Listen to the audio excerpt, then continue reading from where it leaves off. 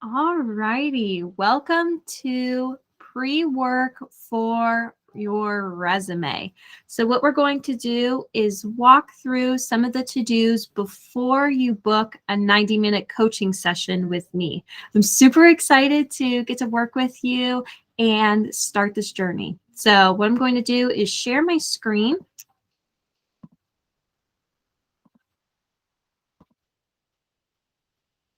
Alrighty, so this should be pretty familiar to you. Again, these were the folders that were in your shared Google Drive. If you cannot find them, just try to search within the shared with me.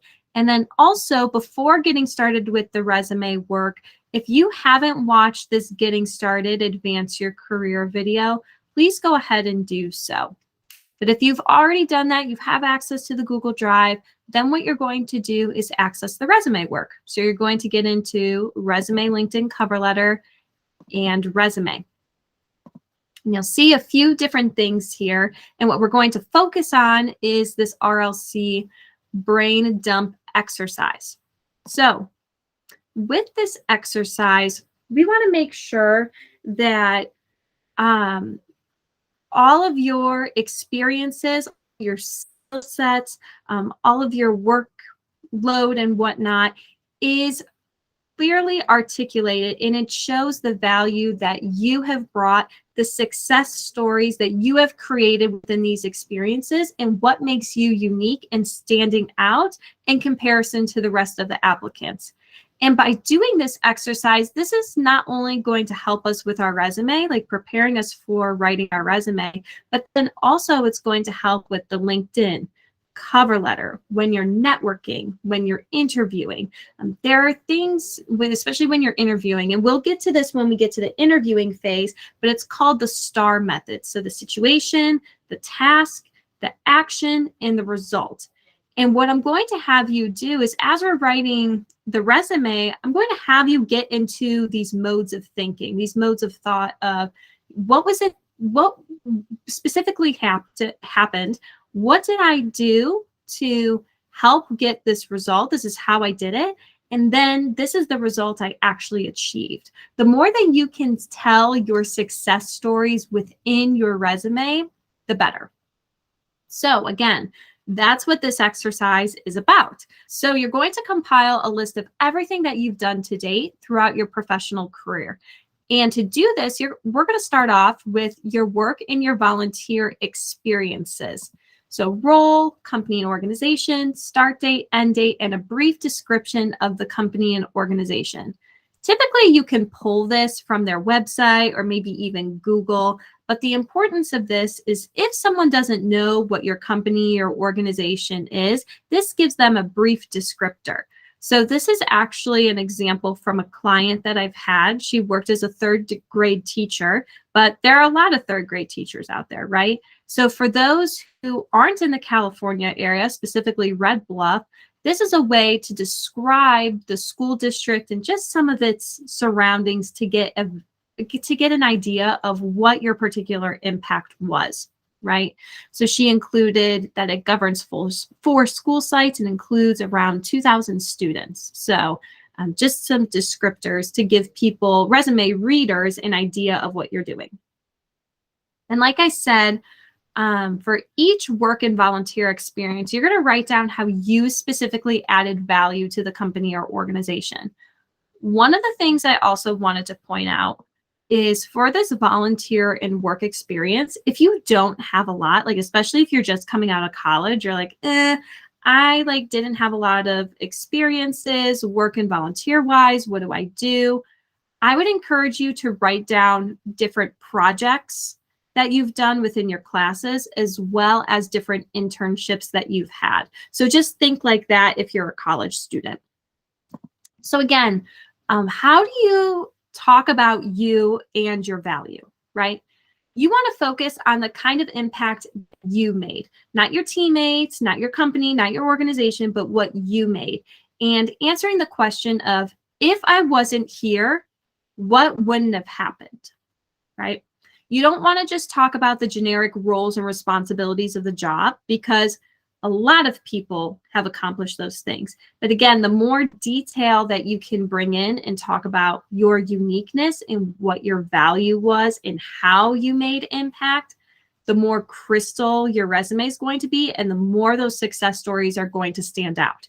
How do you separate yourself from the applicants, right? And there's a couple different ways that you can do this, right? Or a couple different methods that we're going to use for your resume. So the first one is providing as much detail as possible, basically answering the who, what, where, when, why, and how. Again, this format is very similar to the STAR method, right? Getting you in that idea of how can you create these success stories. We're doing a lot of the front end so that the back end for networking and interviewing is a lot easier. So again, you're going to answer like, what did you do? What skills did you demonstrate? How did you go about completing the task? You know, did you use any sort of software or tools or systems such as Excel or a query or some sort of data entry tool? Or did you have different concepts and practices? So for example, you know, did you provide hands-on training with people where they did applied and blended learning? Or maybe you connected with a bunch of different departments in order to streamline a process, right? So talk to me a little bit about how you actually did it. And then, of course, what the impact was. When you're talking about impact, you want to try to quantify as much as you can using numbers and percentages. Typically, there's a bunch of different ways in which you can add numbers and percentages. But the importance of numbers and percentages is that it shows the value and the scope. So for example, generating $100 in revenue is very different than generating $100,000. Or for example, managing a team of 5 is very different than managing a team of 50, right? Not saying that one is better than the other, or, you know, just because if you have a low number, it's not good. But again, it helps contextualize what you've actually done. Not every single bullet is going to be numbers and percentages, right? But if you start thinking in that mode and even start thinking in some of these different ways, I'm sure that there's a number that you can pull from there. I'm sure that there's a little bit of something, right? But again, this is a way to just provide as much detail as possible. So in this doc, a lot of appendices and examples for you. So if you look, for example, at Appendix A, this is strengthening your experiences with detail. So for example, these were actually pulled from Resume Worded. So for example, in this one, someone had in charge of creating new processes and improving communication between departments. A lot of people have done that, right? But how do you stand out from the crowd? And how you stand out is the different values and the different details that you can bring. So for example, this person wrote, managed a process re-engineering project to improve and consolidate end-to-end service processes, restructured communication flow among 10 departments, and cut down paperwork by 10%. That is a lot more compelling to a recruiter or to a resume reader than in charge of creating new processes. And the questions you have to ask yourself, for example, like if you're creating new processes, what kind of processes? How many processes? Who did these processes impact? Did you cut down the amount of processes? Improving communication between departments. How many departments? What kind of departments? What tactics did you use to improve the communication? Did it actually improve the communication? And if so, how so? So again, it's asking yourself these who, what, where, when, why questions. And when you're doing this brain dumping exercise, you want to fill out as much detail as you can, as if I'm in a movie watching, like as if there's like a play-by-play, scene by scene, like tell it as if I'm watching a movie, right? And then what we're going to, again, this is just a lot of brain dumping, and that's okay. There's nothing wrong with brain dumping and just putting everything out there, making it just, it doesn't have to be pretty, just like jotting your ideas down. And then we'll start actually pulling these into the resume, right? We'll actually start pulling it into something like this. where it's a little bit cleaner, a little bit nicer, right? So again, you just want to put all of your ideas down here. Appendix B is a list of transferable skills. So transferable skills are skills that can be applied no matter what industry or role that you're in. So for example, communication, that's something that you can do whether you work at McDonald's or whether you work as a CEO, right? So a lot of different skills that can be transferred. And what I want you to do is look at some of these transferable skills and think of what's a particular story where I demonstrated communication, where I demonstrated time management. And if you can articulate those stories using like the who, what, where, when, why details, the better. Bonus points is that if you pull up a job description and you see the transferable skills, starting to align your experiences and stories to that. So for example, in this one, almost all job descriptions have skills. I'd be really surprised if they don't, but start, kind of highlighting those. So for example, content creation, management, working with third-party agencies, right? That's a lot of collaboration, right? Partnerships, things like that. So start creating or start thinking about some of those transferable skills and then ask yourself, building partnerships. What have I done to build partnerships? How have I demonstrated management skills, right? Things like that is going to be helpful to you. And then Appendix C, this is also from Resume Worded. So this is just a way to quantify your impact. Just a couple of examples for you to review. I'm going to scroll back up here. Like I said before, don't worry about format or making it pretty. Like I just want you to just like spill what's in your brain here, and we'll focus on like fleshing it out, making it pretty, all that kind of stuff. So in this exercise, you want to focus not so much on grammar and format, but just focus on detail and context. The more that you bring to the conversation, the more that you bring to our 90-minute coaching session, the better. And if you're pretty comfortable with this, you're like, okay, you know what? I want to take a stab at writing bullet points. Absolutely go ahead and do that. So I actually have like a little formula, if you will, to create or construct these sentences. So an action verb, a description of what you did and how you went about doing it, and what was the impact, right?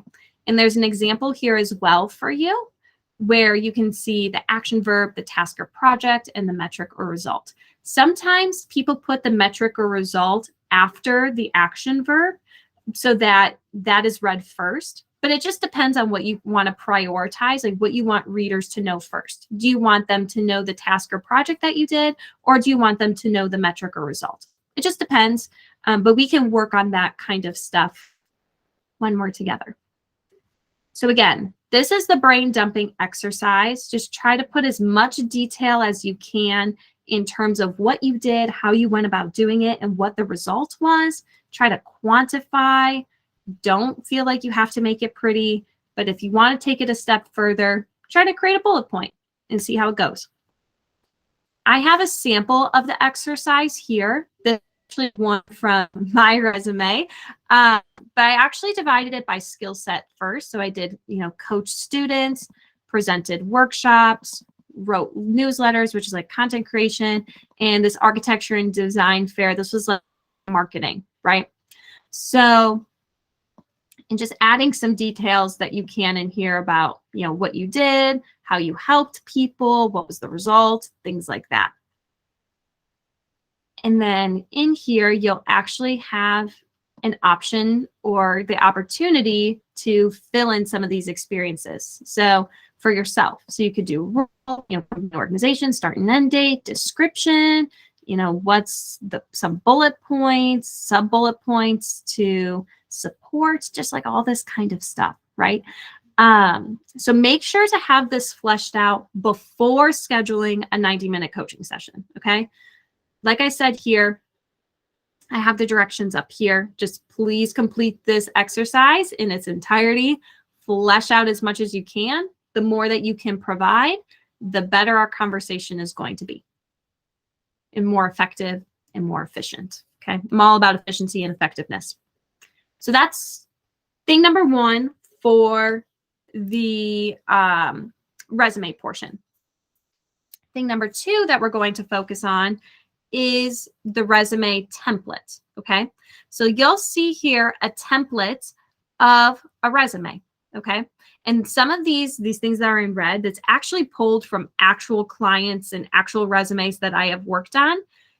You can also go, if you go back to the folders, if you go into these resume samples, you will see a ton of different examples here, the original and the final versions, so that you can see the changes in them. And if you want, feel free to take a look at those just to give you an idea and just some ideas flowing of what resumes could look like. But again, we'll make it, into these final pretty versions. Okay. What I'm going to do is just kind of walk through this template and resume. Before scheduling the coaching session, what I want you to do is, one, complete the brain dump exercise. But then two, some of these ones that are highlighted in yellow, just replace it with different, replace it with your information, right? So for here, the header, you would replace this with like your email address, your phone number, etc. Here, it's going to be some skills that you have. And then as well in the education, licenses, and certification section. So when we're looking at this resume, right, like I said, there's a lot of different sections in here, but that doesn't necessarily mean you're going to use all the sections, okay? So for example, this prior work experience, you're probably not going to use this if you're just getting out of college, right? This education section as well. If you're someone who's been in the workforce for a while, you're not going to need to include this relevant coursework, whether it's in business, engineering, whatever it may be, right? You might not have licenses and certifications. We can kind of work and fuse some of those together. And then volunteer activities and additional information. This might be used if you're trying to find space on your resume. So typically with resumes, I tell people that it's about 2 pages or so. For executives and people higher up, it may be more. But oftentimes college students tell me, oh man, I can only get this onto 1 page. I don't know what to do. But again, like I said before, in terms of work experience, it's not just having a full-time job. It could also be portfolio work that you've done, internships that you had in college, student projects that you've done, all this kind of stuff to articulate your skills, and we could get it to 2 pages, right? So again, not all of these sections are going to be applicable to you. And when we work together, we'll figure out which sections are needed versus not. But there are some core ones that are going to be needed. So, for example, this is the header section. This is the contact information. You're going to want to put your full name. I usually say first and last name. If you want to put your middle name in there as well, you can. City, state, zip code. If you're working internationally, feel free to put whatever is in like the mailing address aside from the residency in which you live. So maybe it's, the city, the region, the country, whatever is the best way to describe that. This is where you're going to put your phone number. For international people, you might have to add 1 or 2 extra digits in here. Email address. You just want to make sure that it's professional looking. It's not like sportygirl639@gmail.com, right? It's typically, I suggest to people, first name dot last name @gmail.com, first name last name @yahoo.com. Just something that is clean, it's professional, it's nice. And then also your LinkedIn URL. So typically with LinkedIn URLs, you'll see a lot of numbers and letters and things like that. What we want to do is actually customize it to where there's no numbers. And how you do that is if you go to your LinkedIn, you're going to go into your profile and you're going to press edit public profile and URL. See how mine, like it doesn't have any like random numbers and letters and things like that. You're going to go into here and you actually have the option to edit it. Now, if you have a pretty common name like John Smith, try to add your middle name. So maybe it's like John Samuel Smith, or you can add your birthday. So John Smith 0602, something like that, right? So once you edit your URL and customize it, make sure to add it back into here, okay? The next section, we're going to leave this blank for now, but when you're applying to different positions, is that you're going to create resumes for each of those jobs. And you're going to enter the exact job title. So we're going to hold off on this for now. We're also going to hold off on the profile section. We usually don't create this until the very end when the resume is complete. But basically, this is about 4 to 5 sentences about, you know, who you are, what kind of experience, or excuse me, how many years of experience have you had, what kind of things make you stand out, and what kind of skills do you have, and any sort of additional or relevant information. So, for example, this shows someone who's had 5 years of experience in sales and account management. You know, she's developed over 100 client relationships in the skincare and beauty industry, contributed to 20% of company revenue, and then, you know, also some of these skills that she has. And then as part of additional information, she mentioned here that she's a full-time MBA student with a 4.0 GPA, graduating at the end of the year. So again, we're not going to touch this until later, but I quickly wanted to provide a summary of what the profile is. So a summary of the summary, if you will. Core and or technical competencies. So here, you're going to list, try to list like 12 to 16. And in here, you can have a mix of your core competencies, which are those like transferable skills like account management, sales, influencer marketing. It's more of those soft skills. But then technical competencies are more of those hard or technical skills, such as HubSpot, Salesforce, Creator IQ, a lot of tools and systems. So if you can, as before our first coaching session, right, this is one of those areas that's highlighted yellow. You're going to want to replace this with your experiences.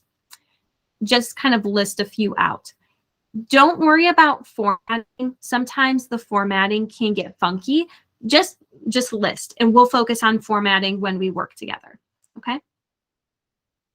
This is the work experience section. This is going to, a bulk of this, or actually a lot of this, is going to come from the brain dumping exercise. So again, put all of the information in the brain dumping exercise, and then once we formalize and finalize those bullet points, we'll bring them into here. And I just want to call this out. I put this in red and just left it here because I wanted to call out some of these bullets and what they actually look like. So for example, in this particular one, again, this is from an actual client, but we're using a lot of different numbers and percentages here to show her value. We show kind of what she did and how she went about doing it. And then also for this particular client, it was a lot of the same roles and responsibilities, but she just did it across a ton of different clients. So what I encouraged her to do was, hey, think about a skill set and then actually carry this into a client success story. So what did you actually do in working with a client? What was the result? So for example, I'm going to actually pull up her old one. This is her old one, right?